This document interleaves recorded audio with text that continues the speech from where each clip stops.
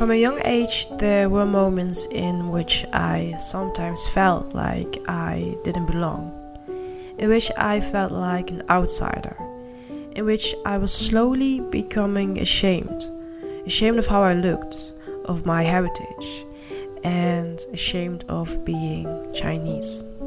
It might have started here at this very moment. I turned 4 years old and celebrated this milestone in kindergarten. And here in the Netherlands, when it's your birthday, it's customary to celebrate this while sitting in a circle and to sing birthday songs. We have various types of well-known birthday songs, but the classic Happy Birthday will always be sung. And we like to do this in multiple languages. We sing it in our own language, of course, Dutch, but also in English, French, and Chinese.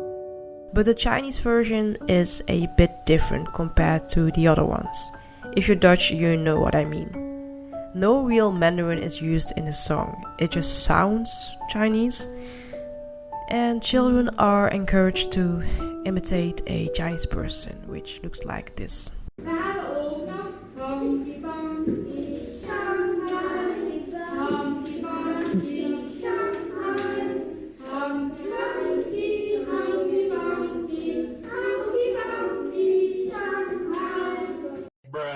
And I had to endure this song with the expected performance every year on my birthday.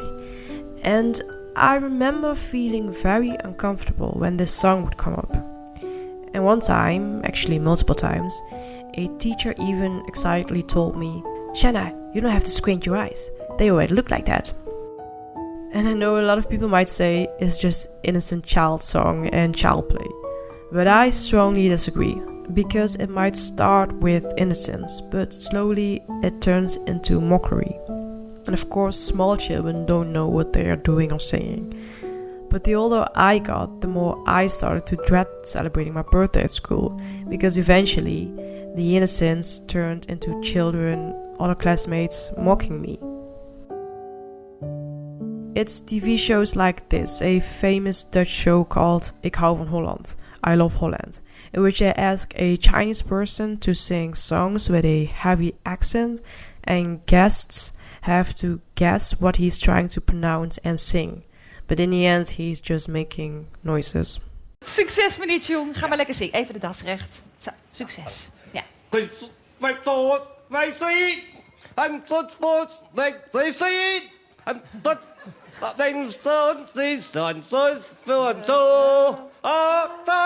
ken het al. And although you might call all of this innocent, I think there's a fine line between innocence and mockery in the name of so-called innocence. Not only that, it's not having any representation in mainstream media, besides the stereotypical ones in which we are portrayed as nerds, shy, the quiet ones, or our whole story is just about being Chinese.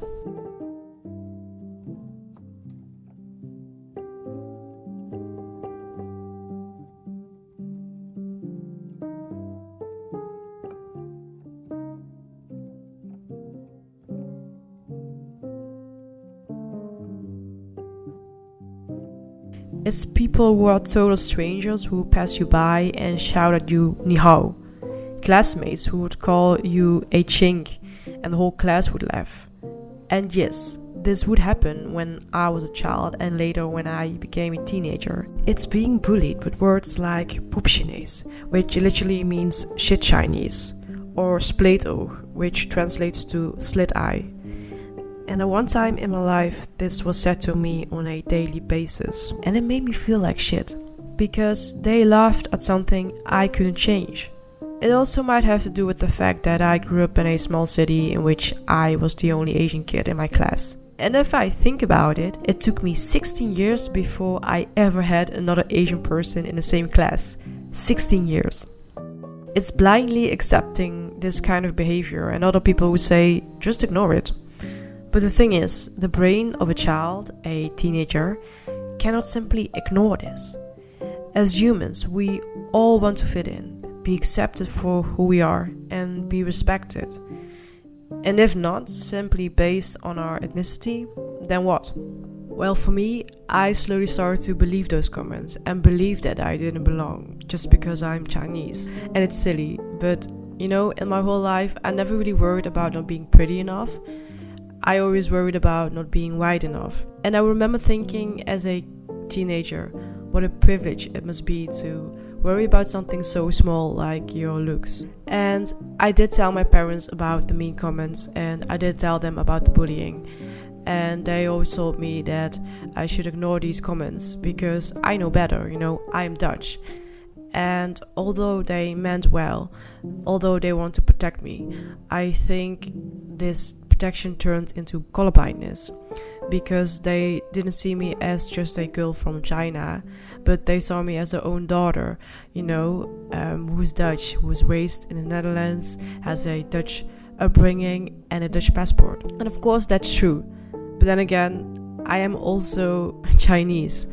And I think this battle for me between what am I made it all even worse and more complex and complicated. Now that I'm older and wiser and have done a lot of internal work, my skin has grown thicker and these comments don't hurt me as much.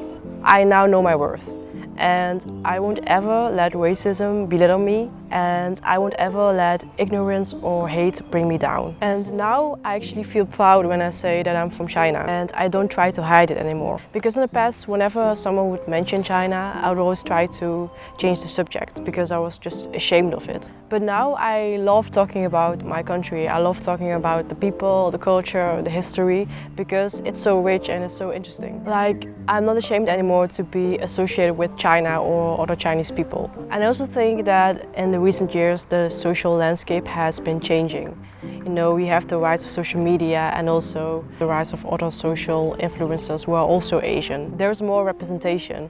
Like in my days, there wasn't any representation at all. Awareness is growing. And suddenly Asia is popular, like East Asia is becoming popular. People are now going to these places and visit these places. The very people who used to mock me are now traveling to China, to Japan or Korea. And I feel like people are speaking up and people share their stories. And you know, sometimes in the Netherlands, I'm not even the minority anymore. And now total strangers don't come up to me and say ni hao. People don't call me names. And sometimes people still ask me whether I speak Dutch, but that really doesn't bother me anymore. And I know it's really silly, but when I was young, when I was like a teenager, I would never wear a bun because it would make me look like a Chinese person. But now that I look back and think back, it's so silly that I really thought that. And now I embrace everything that makes me Chinese looking. I embrace the color of my skin, my eyes, my hair, and the fact that I have a monolith. And I do wish sometimes that I could jump back in time and tell little me that there's nothing to be ashamed of and that she should be proud to be Chinese. It's okay to be both Dutch and Chinese. And you are completely fine and you are completely worth it. And you know, it would break my heart if my future children would ever feel the same way and if they, you know, would be bullied because they are partly Chinese, because there's nothing wrong with that.